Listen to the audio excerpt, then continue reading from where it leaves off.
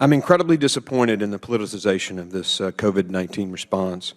The 24/7 criticism the President is undergoing is unwarranted at a minimum and absolutely maligns the hard work done over years as our nation's doctors and scientists at places like the CDC, the NIH, the FDA, the HHS, DHS, FEMA, and DOD have prepared for just such an eventuality.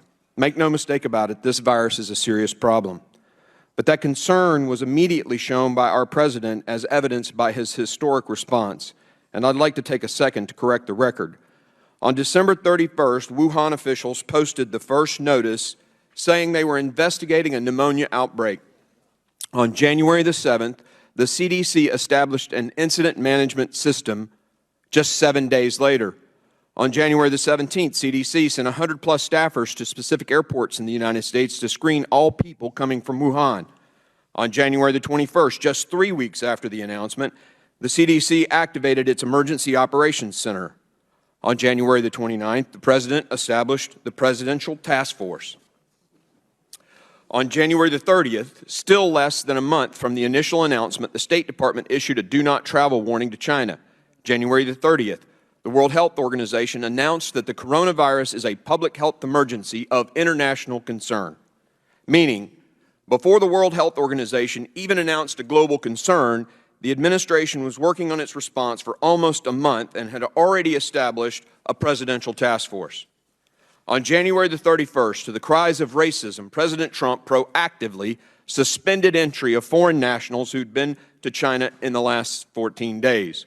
On the 31st, the President issued quarantines and, through Secretary Azar, a public health emergency for the entire nation. On February the 11th, the World Health Organization named the virus COVID-19. Let that sink in. The administration's first response a week after the Wuhan announcement. The virus hadn't even been named by the World Health Organization yet. It isn't named until day 42.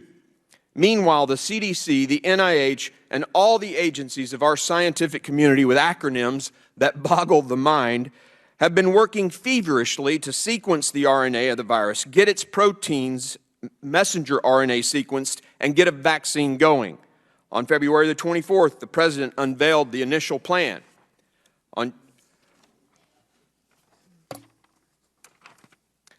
Yet, according to the leadership of the other party, our President has failed us. Months of response, and yet they're accusing our President of failing us.